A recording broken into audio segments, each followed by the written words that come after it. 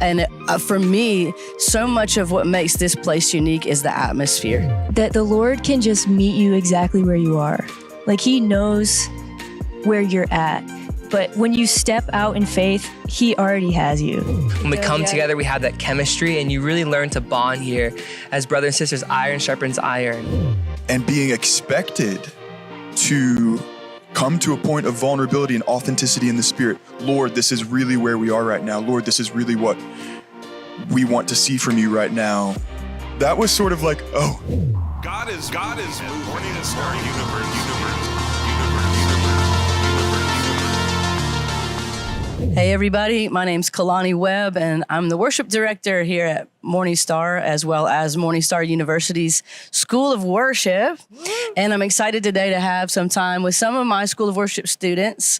We're just going to have a conversation, share some stories with you, and really highlight the things that the Lord's doing and why this school is unique and why you may want to consider coming here. So let me introduce you to these students with me today. This is Joseph Phillips. Joseph is a third-year student. This is Maddie Levi in the middle and Gabriel at the end there. Hey. They're both second-year students. So you guys, it's been really fun getting to know all of you the past few years. We've had a lot of fun together, for sure. The School of Worship for me, I was a student here too. You guys know that.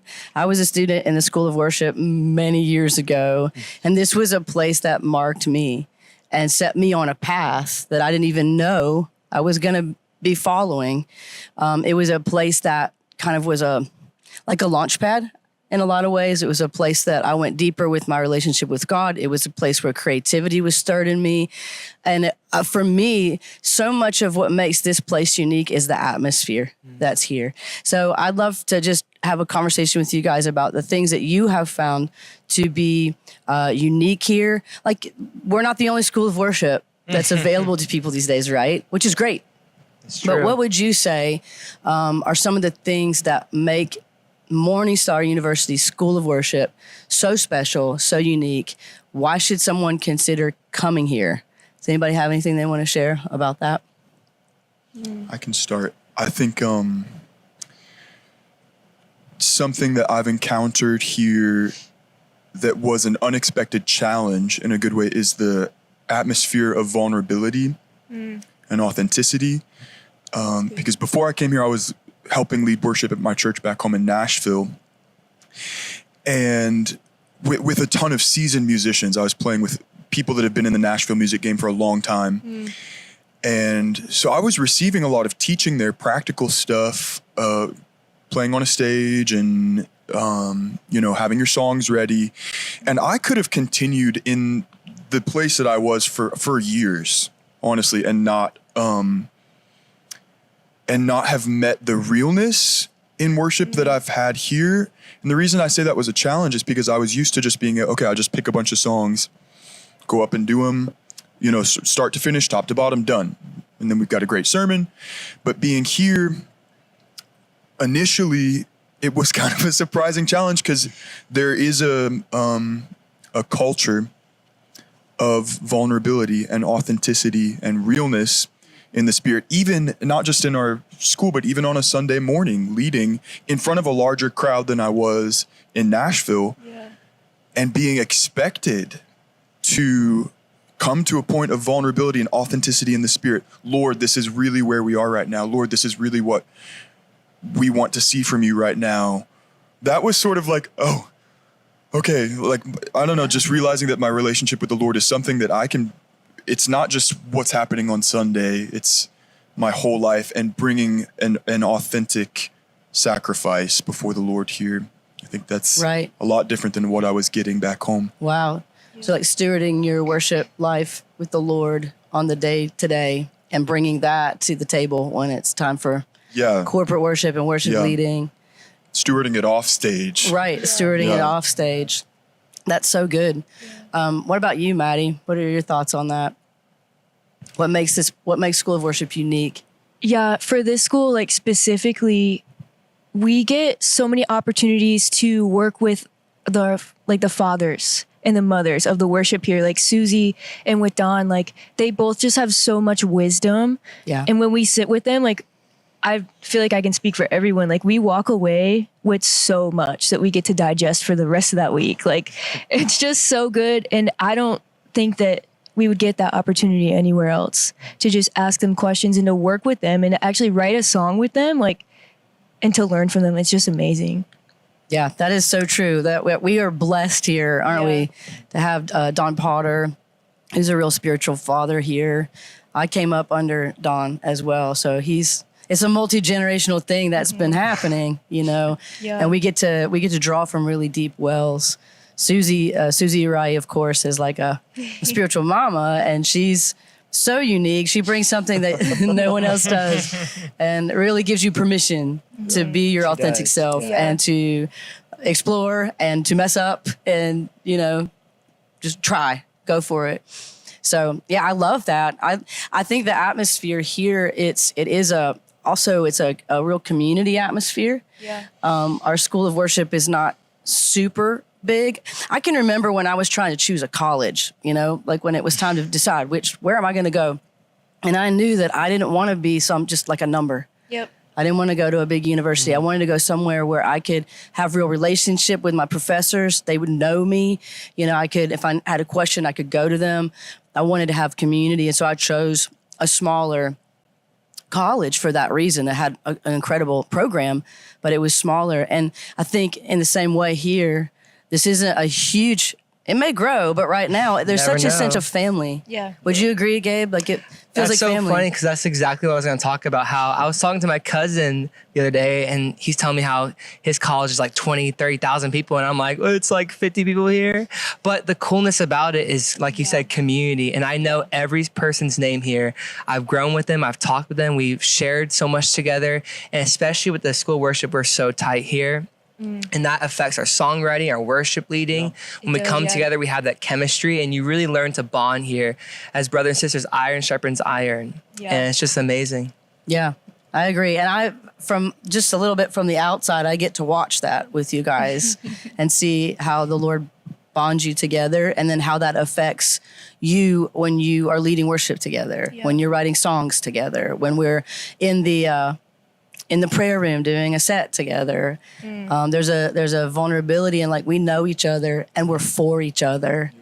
And I really appreciate the spirit that's here in the sense that, you know, it would be easy to get competitive. It would be easy to feel like we have to be territorial or any of that mess. But it's like when somebody writes a song, everybody's cheering them on. Yeah. You know what I mean? It's like we're for each other.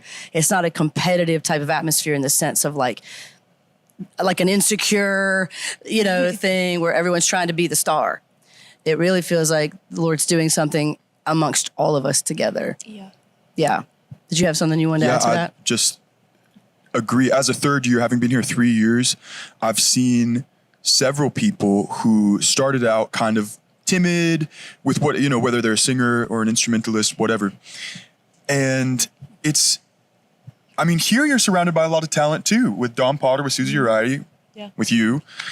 But it's so fascinating and amazing how there is no competition at all. And in 3 years, I haven't seen that at all. And every one of those timid people I've watched grow in their talent, grow in their confidence, grow in the Lord. And like I can list so many people that started out like so sheepish and so quiet and not sure, and now they're writing like the most amazing songs or leading with such authority, and it's because there's that awesome culture here. That's really cool. I agree. Yeah, that's completely good. Probably one of those. Yes. Would you say that's part of your journey? Why don't you share a little bit about your journey? You've been here for 2 years now. Yeah. So I was leading worship at my home church, and I was like, well, I feel like I need to do this right. Like I knew that I was not qualified and not know what I was doing. So my mom and I came to the worship intensive, and there was just something so different about this place, something I've never experienced. And I just knew I had to come to school here and to be equipped to learn like everything that I could about worship. And I came here not knowing that prophecy was a gift for everyone. and that the spiritual gifts were for everyone. Like, I truly believe that God called certain people and gave certain people those gifts. So I just came in here thinking, oh, I can't prophesy. Within the first month, I'm serving on prophetic teams prophesying over people. Because again, that iron sharpening iron, like the environment here, they were like, no, you have it. Why don't you step out and do it? And so it was just like a really good time in learning that the Lord can just meet you exactly where you are. Like, he knows where you're at. But when you step out in faith, he already has you. And it's just amazing. And yes, I did come here very timid and very afraid to release what the Lord had. And he just broke that off of me. He was like, come on, Wow. just get real. Just do what I've called you to do. And the second that I did that, I was like, wow, this is exactly what I'm here for. And it was just amazing for the Lord to be like, come on, just do it. Yes, that's so good. That's so good. And I definitely have seen that in you and others as well. And you mentioned something interesting about prophecy and the prophetic. So MorningStar Ministries is known as a prophetic hub, a prophetic stream. And obviously with our worship, our worship is marked by that. Yeah. I know that in the body of Christ nowadays, there is more freedom to include spontaneous worship, spontaneous flow in worship sets. That's more prevalent than it used to be. But this is certainly a place where worshipers, musicians, singers can have permission to step out and try and learn how to, hear the Holy Spirit and follow him, sing a new song, sing in the Spirit. Gabe, is that something that you were flowing in much when you came here? And then what changed when you got here? How did that develop for you? I agree. I definitely, even before this, was very flowy in worship. I love spontaneous worship when it flows. But really, my 2 years here, I've learned to just listen to the Spirit and truth in worship, and just discern the moment, read the room, and just be like, Lord, where are we going? It's almost like a journey when I'm doing worship. Yeah. It could start somewhere, go this verse, that verse, and then we end up interceding for America or whatever. And it's just like, how did we get here? But it's just following the Spirit, because the Spirit of God lives in us. He lives in me. He lives in you. And when you learn to discern the voice of the Father through the Son, Jesus, worship just goes to the next level, and you're just on the floor crying, and it's amazing. It is. It is amazing. I think there's a lot of opportunities here in what we do to flow in prophetic worship. Like, obviously you guys have staff chapel every class day, and you start the day with worship. Would you say, like, I mean, I know the answer already, but like, do you feel like those times are times to really flow together in spontaneous worship? Yes. Like, our chapels are amazing. They're getting better and better. They are so good. They are These getting past so 3 good. days. Woo. Yes. And there's no pressure.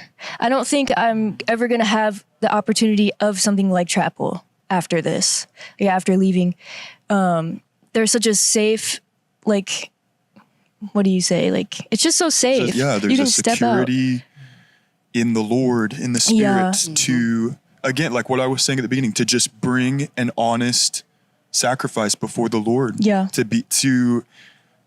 Like zero performance, which that's been huge for me, stripping that down. And like these last 3 days, even this morning, just taking moments to flow, where we're just sitting for a while, and then you get something, and watching everybody sing into it, watching everybody pray into it.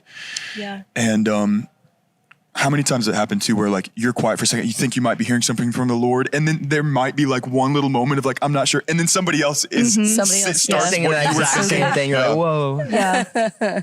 Yeah, and that's so encouraging when that happens. Like, oh, I'm hearing from the Lord. This is awesome. That's cool. I want you guys to think, as we're kind of wrapping up, like, think about if you have a specific story you want to share. I have a memory of a class. This was actually last year, but you were all here, and it was we had a class called Flowing in Prophetic Worship. And one day we got in there, we turned on some, instrumental, like, soaking music, and I had you guys just sing in the Spirit for like 10 minutes. And some of you were pacing around the room, and some of you were still, and we just sang in the Spirit. And then we took some additional time to just wait on the Lord and write down what we felt he was saying. And then we came together in a circle and started sharing. And it was amazing how everything like intertwined, like it was complementary. Like it was the same. There was a message that was being released corporately. And as we all shared, we were getting the full picture of what he was saying, what he was doing. There was a lot that happened as a result of that day. But those moments always blow my mind. I mean, I know he does this, but when you watch it happen, you're like, yes, he really does. He really does speak to us individually and corporately. And when we take the part that he's given us and release it, it unlocks that revelation in other people, and it encourages, and there's that stirring that happens, which is a really unique part of what happens here. The atmosphere that has been cultivated here for many decades that you guys get to step into and participate in. Which I love. So does anybody have a quick testimony they want to share? Yes. So this was actually yesterday's chapel. We were in rehearsal and, we kind of joke around a little bit. We keep it lighthearted. And I just had this Bob Marley song on my mind, Three Little Birds, don't worry about a thing. Everything's going to be all right. And we were just joking around and kind of singing it. But then in chapel, we had this common theme of our God can handle it. He's our mighty warrior. And at the very end of chapel, I just started singing that song, just the chorus. And then people afterward were it felt like Jesus was singing that to us. And it was just so special that the Lord would meet us in our little chapel where we're just going after him. It was just so amazing. That's incredible. I love that. Anybody else have anything?